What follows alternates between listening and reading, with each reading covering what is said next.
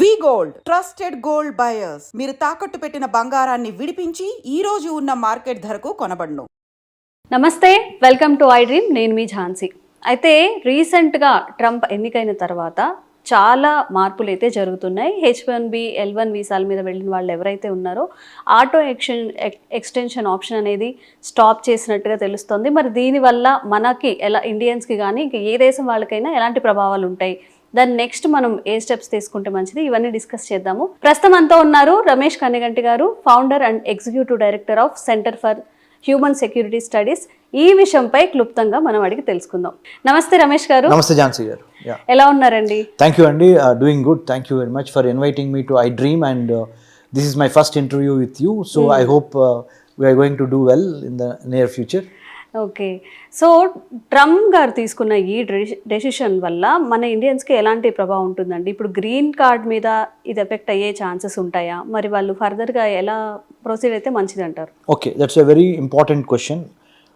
I dream ప్రేక్షకులు ముఖ్యంగా ఆంధ్ర, తెలంగాణ నుంచి కానీ non resident Indians settled in the United States of America కానీ they will watch iDream, right? It's a very popular social media or YouTube channel, you know. So given this backdrop, I would like to explain the 47th president of the United States of America, Donald Trump. ఆయన ప్రమాణ స్వీకారం చేయగానే అమెరికాలో white house, America అధ్యక్ష భవనంలో ఆయన ఒక 100 executive orders, 100 executive orders ని రిలీజ్ చేశారు. అందుట్లో ఒక ఎగ్జిక్యూటివ్ ఆర్డర్ ఏంటంటే అమెరికాలో ఉన్న స్టూడెంట్స్ ఎవరైతే ఉన్నారో F1 స్టూడెంట్స్, F1 నుంచి H1Bకి, H1B నుంచి PR permanent resident / green card, ఈ ప్రాసెస్ ఉంది చూడండి మేడం. ఈ ప్రాసెస్కి టైం పడుతుంది. మీరు తప్పకుండా రండి, భారతదేశం నుంచి కానీ ప్రపంచంలో ఏ దేశం నుంచి అయినా. USA is called land of opportunities, land of immigrants. వేరే వేరే దేశాల నుంచి వచ్చి ఇక్కడ సెటిల్ అవుతున్న వాళ్ళకి అమెరికా తప్పనిసరిగా ఆ స్వర్గధామం లాగా పనిచేస్తుంది. మీ యొక్క ఆర్థికంగా, సాంస్కృతిక పరంగా, వ్యాపార పరంగా అభివృద్ధి చెందటానికి, మంచి స్టాండర్డ్ ఆఫ్ లివింగ్ కావటానికి మీరు అమెరికా వస్తున్నారు. We welcome you, no problem at all. But only one thing is, నా ప్రెసిడెన్సీలో దొంగ సర్టిఫికేట్లు, తప్పుడు డాక్యుమెంట్లు, షార్ట్ కట్లు చల్లవు. ఇదివరకు నా పాత పూర్వ ప్రెసిడెంట్ జో బైడెన్ గారు అయితే, డెమోక్రటిక్ పార్టీ ప్రెసిడెంట్, ఆయన టైంలో ఇష్టారాజ్యంగా మీరు హ్యాపీగా ఉన్నారు. నేను మాత్రము ఎవరిని ఉపేక్షించను, ఎవరిని క్షమించను. దయచేసి మీరు please keep your legal documents ready when my officers called ICE, ICE అంటే చల్లగా ఉంటుంది కదా జనరల్గా, ఐస్ అంటే. ఈ విషయంలో మటుకు చల్లగా ఉండరు మా వాళ్ళు, చాలా వేడి వాతలు పెడతారు. ఐస్ అంటే immigration and customs enforcement agency officers అనమాట. ICE that is part of department of homeland security అని. అమెరికాలో ట్విన్ టవర్స్ కూలిపోయిన తర్వాత 2001 సెప్టెంబర్ 11న ఒసామా బిన్ లాడెన్ వెళ్ళి ట్విన్ టవర్స్ని కొట్టేస్తే కూలిపోయినాయి. అందుట్లో చాలా వేల మంది అమెరికన్స్తో పాటు వేరే ఫారిన్ నేషన్స్ కూడా చనిపోయారు. అప్పటి నుంచి అమెరికాలో జాతీయ భద్రతని కాపాడుకోవటం కోసం, నేషనల్ సెక్యూరిటీ ఆఫ్ అమెరికా కోసం కొత్తగా డిపార్ట్మెంట్ ఆఫ్ హోమ్ల్యాండ్ సెక్యూరిటీ అని స్టార్ట్ చేశారు. ఆ డిపార్ట్మెంట్ ఆఫ్ హోమ్ల్యాండ్ సెక్యూరిటీలో ఒక వింగ్ ఏంటంటే ICE, అంటే immigration and customs enforcement agency. ఆ ICE వాళ్ళు వచ్చి, మీరు ఏ దేశం నుంచి వచ్చారు? ఇండియా నుంచి వచ్చారా, బంగ్లాదేశ్ నుంచి వచ్చారా, పాకిస్తాన్ నుంచి వచ్చారా, సౌదీ అరేబియా నుంచి వచ్చారా, చైనా నుంచి వచ్చారా, ఏ దేశం అయితే ఆ దేశం మీ డాక్యుమెంట్స్ చెక్ చేస్తారు. నెంబర్ 1, మీకు సంబంధించిన డాక్యుమెంట్స్ అన్ని ఫేకా, దొంగ సర్టిఫికెట్లు పెట్టేమన్నా వచ్చారా, లేదా పాస్పోర్ట్ పరిమితి అయిపోయిన తర్వాత కూడా మా అమెరికాలో ఉంటున్నారా, వీసా పరిమితి అయిపోయిన తర్వాత కూడా మా అమెరికాలో తలదాచుకుంటున్నారా, ఒక పని చేద్దామని చెప్పొచ్చి ఇంకో పని చేస్తున్నారా ఇక్కడ? అలా చాలా మంది రకరకాల నానాజాతి సమితి ఉంటుంది. ఆ రకరకాల నానాజాతి సమితిని జల్లెడు బట్టి మంచి వాళ్ళు అయితే సత్కరిస్తాము, మాకు ఏమాత్రం తేడాగా అనిపించింది అనుకో మేము ఉపేక్షించము, మిమ్మల్ని బలవంతంగా మా మిలిటరీ ఫ్లైట్ ఎక్కించి మిమ్మల్ని మీ దేశంలో దించేస్తాము విత్ సంఖ్యలు అనేది ఇప్పుడు జరుగుతున్న విషయము between America and India and many other countries. ఇది మేడం ఝాన్సీ మేడం గారు, this is the backdrop, this is the background. మనము we're having a conversation on 7th of February 2025 in Hyderabad in iDream studios.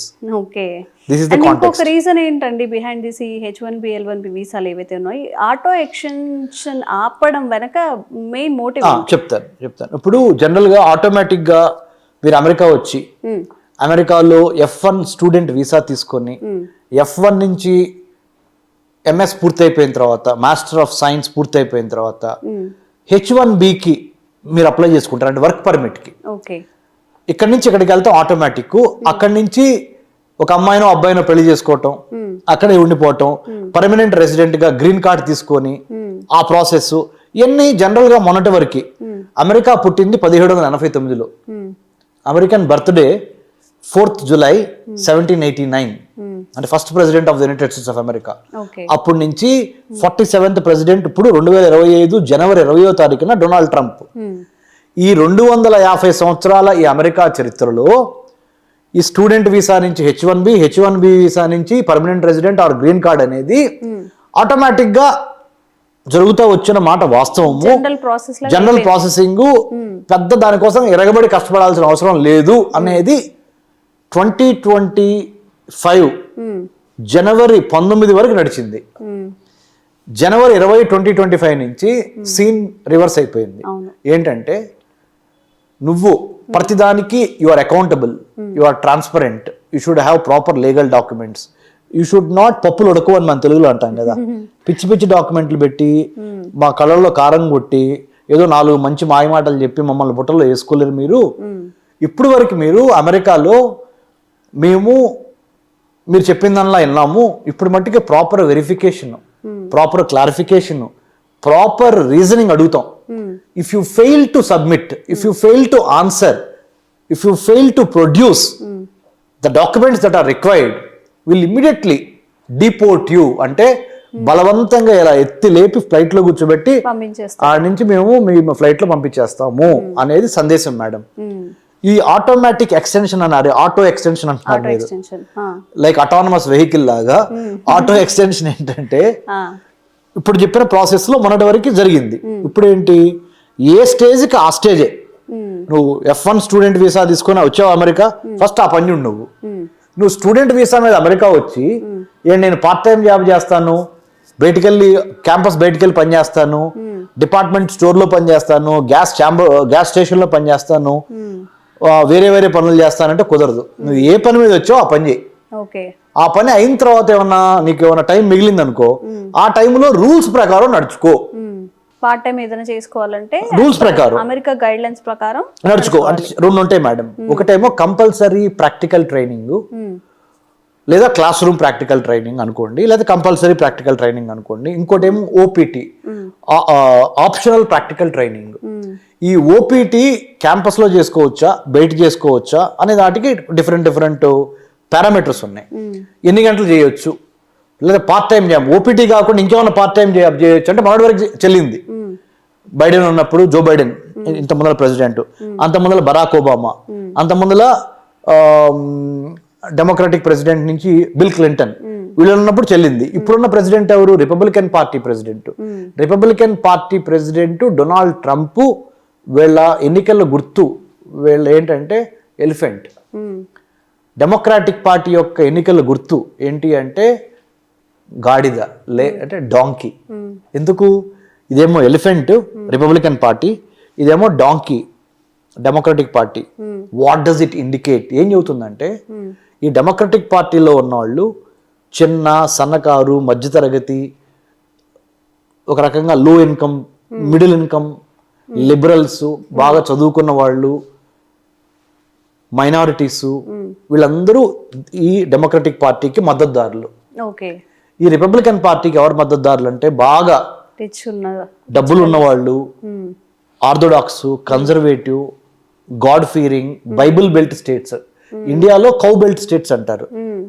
అంటే Uttar Pradesh, Bihar, north ఇండియాలో కొన్ని areas, అట్లానే అమెరికాలో Texas, Alabama, తర్వాత Atlanta, ఇలా కొన్ని స్టేట్స్ బైబిల్ బెల్ట్ స్టేట్స్ అంటారు. అంటే Jesus Christ is the only, అంటే God and we are everything to Jesus Christ అన్న దాంతో కొంత కన్జర్వేటివ్ ఆర్థోడాక్స్ క్రిస్టియన్స్ ఉంటారు. Anglo Saxon white race, white supremacy, plus big business houses like Elon Musk, Bill Gates, Mark Zuckerberg, తర్వాత మన Amazon, తర్వాత ఇంకా other companies. ఈ కంపెనీస్ ఏవైతే ఉన్నాయో వీళ్ళు బాగా డబ్బులున్న వాళ్ళు, ఇన్ఫ్లుయెన్సర్స్, వీళ్ళందరూ రిపబ్లికన్ పార్టీకి సంబంధించిన వాళ్ళు, అంటే ఎక్కువ మంది. ఇక్కడ కన్జర్వేటివ్, ఇక్కడ లిబరల్ పార్టీ అంటే డెమోక్రటిక్ పార్టీ. ఇదేమో బ్లూ కాలర్ వర్కర్స్ ఎక్కువ ఉన్నారు, ఇక్కడేమో బాగా డబ్బులు ఉన్న వాళ్ళు ఉన్నారు. ఇప్పుడు ట్రంప్ ఎక్కడి నుంచి వచ్చాడు? Business man, rich powerful business man. ఆయన ఆలోచనలు, ఆయన పని విధానము, ఆయన మైండ్ సెట్ వీళ్ళకి దగ్గరగా ఉంటది. ఏది రిపబ్లికన్ పార్టీ దగ్గరగా ఉంటది. ఈ డెమోక్రాట్స్కి అసలు పడదు ఈయనంటే. లెస్బియన్, గే, బైసెక్షువల్, ట్రాన్స్జెండర్, వీళ్ళకి ఎటువంటి పరిస్థితుల్లో అబ్బాయి అమ్మాయి మాత్రమే పెళ్లి చేసుకోవాలి, కానీ అబ్బాయి పెళ్లి చేసుకోకూడదు, అమ్మాయి పెళ్లి చేసుకోకూడదు అనే చట్టం తీసుకొచ్చేసాడు మనోడు. అమెరికాలో ఓన్లీ 2 సెక్సులు మాత్రమే ఉండాలి, male or female, no transgender. మేము అసలు ఉపేక్షించము, ఒక తన్నుదంతాం డొనాల్డ్ ట్రంప్ అంటున్నాడు. అంత మొదలు డెమోక్రాట్స్ ఏంటి, ఎవరిష్టం వాళ్ళది. మీరు ఒక మానవుడు, మీరు అబ్బాయా అమ్మాయా, మీరు అబ్బాయి నుంచి అమ్మాయిగా మారుతారా, అమ్మాయి నుంచి అబ్బాయిగా మారుతారా, అది మీ ఇష్టం, మీ వ్యక్తిగత స్వేచ్ఛలోకి మేము రాము అనేది డెమోక్రాట్స్.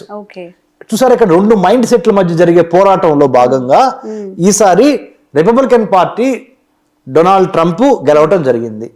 కాబట్టి ఆయన ప్రతి చర్య, ఆయన ప్రతి పాలసీ, ఆయన ప్రతి డెసిషను రిపబ్లికన్ పార్టీ ఐడియాలజీకి దగ్గరగా మాత్రమే ఉంటది. కానీ మీకు, నాకు, లేకపోతే వేరే వాళ్ళకి నచ్చే విధంగా నేను ప్రవర్తించను అనేది క్రిస్టల్ క్లియర్గా, నిర్మోహమాటంగా, నిర్భయంగా చెప్పి, నువ్వేమనుకుంటావు నాకు సంబంధం లేదు, this is what I am.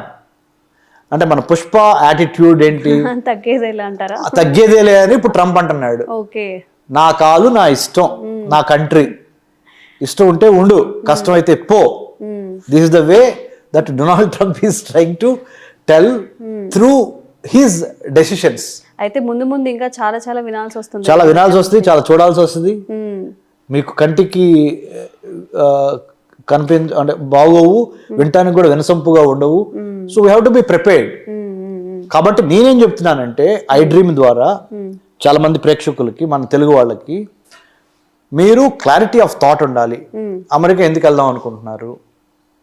సరదాగా పక్కన వాళ్ళు వెళ్ళారని వెళ్దాం అనుకుంటున్నారా, లేదా డబ్బులు సంపాదిద్దామని వెళ్దాం అనుకుంటున్నారా, లేదా నాలెడ్జ్ సంపాదిద్దామని వెళ్దాం అనుకుంటున్నారా, అన్ని కలగలిపి అద్భుతంగా మా లైఫ్ ఉంటుంది కాబట్టి అమెరికా వెళ్దాం అనుకుంటున్నారా, వెళ్ళండి, తప్పులేదు.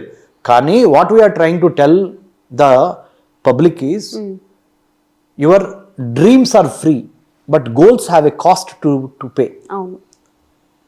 కలలు కంటూ హ్యాపీ కనండి, కానీ ఆ కళల్ని సాకారం చేసుకునే ట్రావెల్లో కెపాసిటీ ఉండాలి, అడాసిటీ ఉండాలి, సాక్రిఫైస్ ఉండాలి, పర్సివరెన్స్ అంటే పట్టుదల ఉండాలి, డిటర్మినేషన్ ఉండాలి. అన్నిటికీ మించి ఒక ఫారిన్ కంట్రీలో ఆ అడాప్టివ్ నేచర్ ఉండాలి, ఆ క్లైమేట్కి, ఆ కల్చర్కి. ఇన్ని తట్టుకొని నిలబడగలను అంటేనే వెళ్ళండి.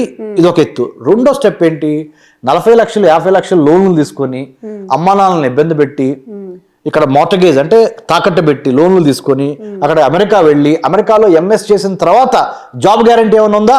లేదు. మరి అలాంటప్పుడు ఆ త్రిశంకు స్వర్గం అంటే డిలేమా లోకి మీరు వెళ్తా మీ పేరెంట్స్ని కూడా ఎందుకు తీసుకెళ్తున్నారు? తప్పు కదా. మరి దీనికి ప్రత్యామ్నాయం ఏంటి? Doctor Ramesh Kannaganti is not trying to advise the students who wants to go to USA not to go. I'm not saying don't go. What I'm trying to say is achieve a scholarship on your own merit by working hard. Go with a merit scholarship. Then there will be no pressure on your parents. There will be no pressure on you because you are getting stipend. You can send some money back home to your parents. అమ్మా నాన్న ఇవో నేను ఇవాళ నీకు ఒక $1000 పంపించా అంటే ఒక 80,000 85,000 యూనో చక్కగా యూనో పండగ చేసుకో ఏదైనా కొనుక్కోండి మీ ఇష్టం వచ్చినట్టు అనే ఒక హ్యాపీగా అలాంటి సీన్ ని మనం క్రియేట్ చేయగలిగిన సత్తా ఒక గవర్నమెంట్ స్కాలర్షిప్ ఉంది. లేకపోతే ఏమవుతుంది, ఇండియా నుంచి తల్లిదండ్రులు నెలకు 65,000 75,000 ఇల్లు పంపించాల్సి వస్తుంది. That is putting lot of pressure. So this is the way that I would like to advise through iDream. Use government scholarship. United States India education foundation ఉంది, అబ్దుల్ కలాం ఫెలోషిప్ ఉంది between India and United States, Nehru fellowship ఉంది, Hubert Humphrey fellowship ఉంది, IVLP fellowship ఉంది. Post డాక్టరేట్కి డాక్టరేట్కి 1 year అకాడమిక్కి junior Fulbright ఉంది, senior Fulbright ఉంది. ఇన్ని స్కాలర్షిప్స్ ఉన్నాయి కదా, వీటిని ఎక్స్ప్లోర్ చేసి వీటిని గెలుచుకోండి.